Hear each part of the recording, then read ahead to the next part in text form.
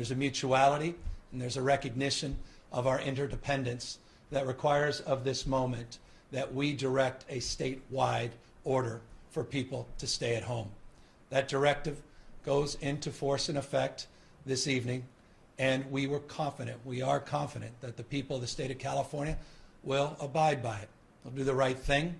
They'll meet this moment. They'll step up, as they have over the course of the last number of weeks, to protect themselves, to protect their families, and to protect the broader community in this great state in the world that we reside in.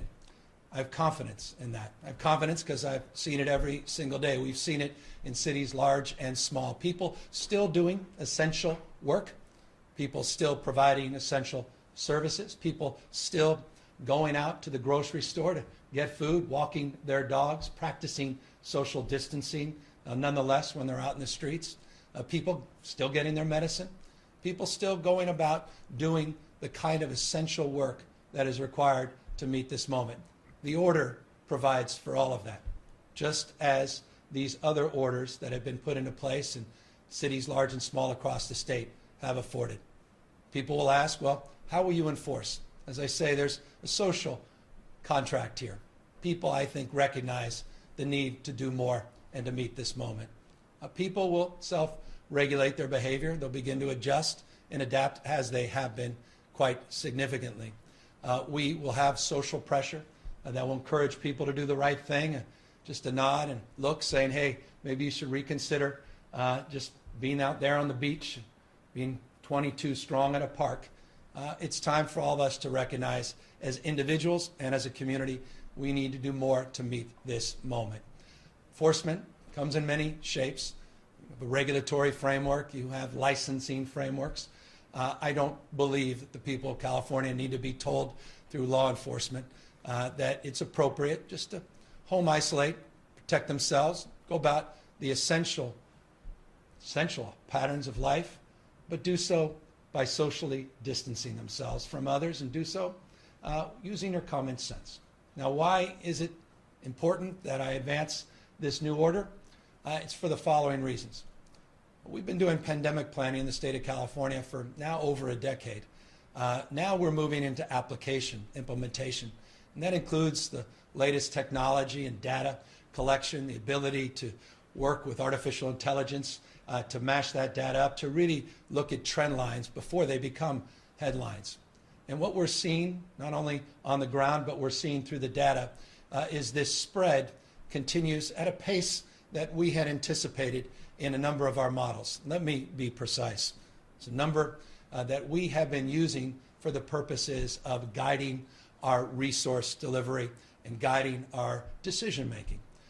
We estimate in the United States, we've heard this number across the rest of the world, that people, 30% of the population, as high as 70% of the population, may contract the virus. In California, we've been working with those numbers. As a nation state, 40 million strong, we've been organized around an attack rate, as we refer to it, of about 56%, that the virus will impact about 56% of us. You do the math in the state of California, that's a particularly large number. That number in and of itself shouldn't be overly alarming. The vast majority of us, the overwhelming majority of us, won't have symptoms, will be perfectly fine.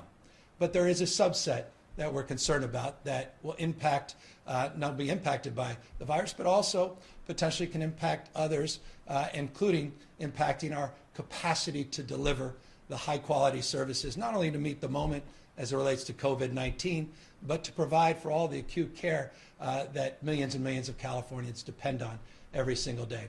So we're looking at a hospitalization rate by using those numbers. And forgive me, I know sometimes these numbers get confusing, but a 56% attack rate, if you assume that R naught, which is the number of individuals that you may come in contact with that can contract the virus, if you use that formula, we believe with a 20% hospitalization rate, a little bit on the higher end, though some would argue it could be much higher, some believe it might be much lower, but 20% hospitalization rate, it's about 19,543 people that would need to be hospitalized under that scenario, above the existing capacity of our system.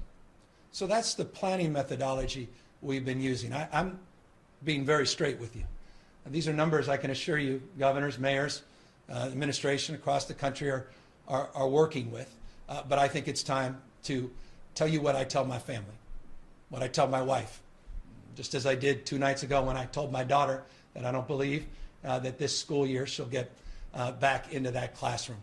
And those are difficult conversations, and I know they're conversations you're having in real time, and you're having with one another as I speak. And I deeply appreciate the anxiety of these difficult conversations, but we must have them.